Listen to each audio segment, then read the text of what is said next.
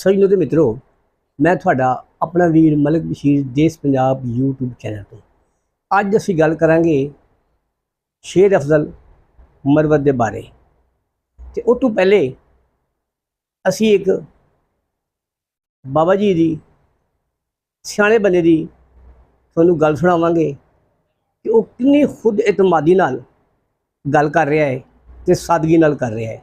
पहला जरा वेखो ते तुसी एक बंदा मुतमिन नहीं कर सके ते खान 3 सालों दे विच पूरे पाकिस्तान नू मुतमिन कर गया। शेर अफजल मरवत नूं जानदा कोई नहीं सी।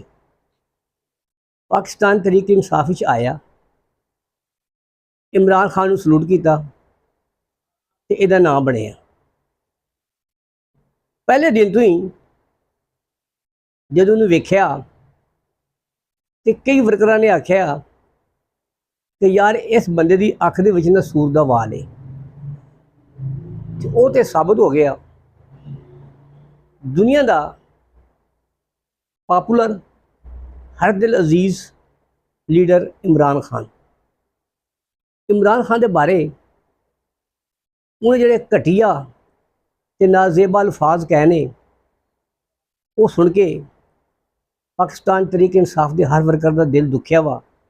तो उन्हें शेर अफजल मरवत सवेत ये वर्गे दूजे तीजे नूं भी ना बेशुमार आख्या। असीं दी मुजम्मत करते हैं। शेर अफजल मरवत तेरे बस का रोग नहीं। तू गंडापुर की टीसी करते होया ऐसा हद तक करके चला गया। Nature can not be change, जिनकी फितरत में हो डसना वो डसा करते हैं। तो लो फिर तुसी चीख गवीरा का आ जरा सुनो।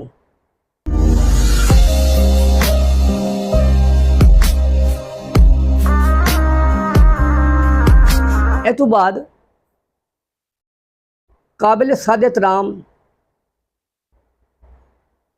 अदाकारा शगुफ्ता इजाज ने आख्या है कि इमरान खान लीडर है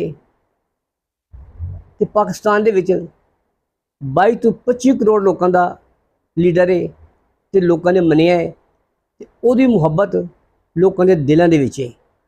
असैम्बली दे विच बैठे 200 या 100 बेज़मीर लोगों को तुसी खरीद लोगे, पर 25 करोड़ आवाम के दिलों के विचों इमरान खान की मुहब्बत को कढ़ना बहुत औखा है तो बहुत ही औखा है। शेर अफजल मरवत सानू पता है कि तेरी कंड ते किन्ना लोगों का हाथ है तो वह हाथ उन्होंने तेरी कंड ते फेरिया सी तो मेरा ख्याल है वो हाथ सिरकदा होया थोड़ा थले चला गया है तो तू बोंगियां मारनियां शुरू कर दियां ने। तेरे नालों अदाकारा शगुफ्ता इजाज होरां ने सच्ची गल कीती है तो उन्होंने मूँह दे विचों मोती ते फुल बिखरे ने। असी इज्जतदार अदाकारा शगुफ्ता इजाज नूं सलूट पेश करते हैं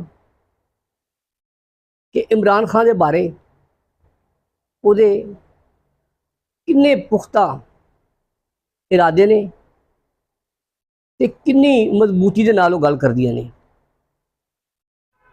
ते तेरे वर्गे बंदे जिन्हों इन्नी इज्जत दिती पर तैनूं इज्जत रास नहीं आई।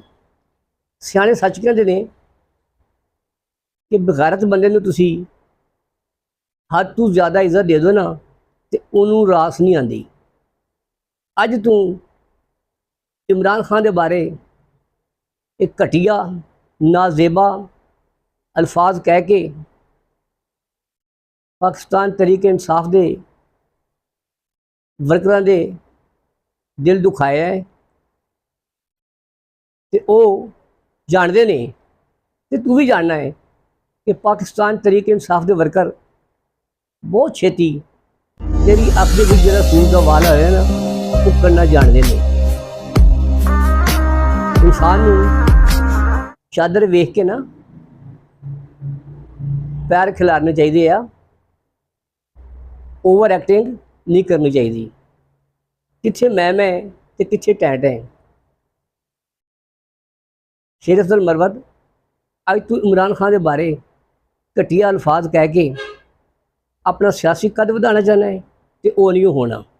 ਹਾਂ, ਤੇਰਾ ਕੱਦ ਉਹਨਾਂ ਲੋਕਾਂ ਦੀ ਨਜ਼ਰ 'ਚ ਵਧੇਗਾ ਜਿਨ੍ਹਾਂ ਦੀ ਕੰਡ ਤੇ, ਜਿਨ੍ਹਾਂ ਦੀ ਸ਼ਹਿ ਤੇ ਤੂੰ ਤੁਰਿਆ ਫਿਰਦਾ ਵਾਂ, ਜਿਨ੍ਹਾਂ ਦਾ ਹੱਥ ਤੇਰੀ ਕੰਡ ਤੇ ਹੈ। ਕੋਈ ਸੋਚ, ਕੋਈ ਸਮਝ ਤੇ ਅਕਲ ਦੀ ਦੁਆ ਖਾ। ਜਿਵੇਂ ਜਿਵੇਂ ਪਾਕਿਸਤਾਨ, ਜਿਵੇਂ ਸੋਹਣਾ ਦੇਸ਼ ਪੰਜਾਬ।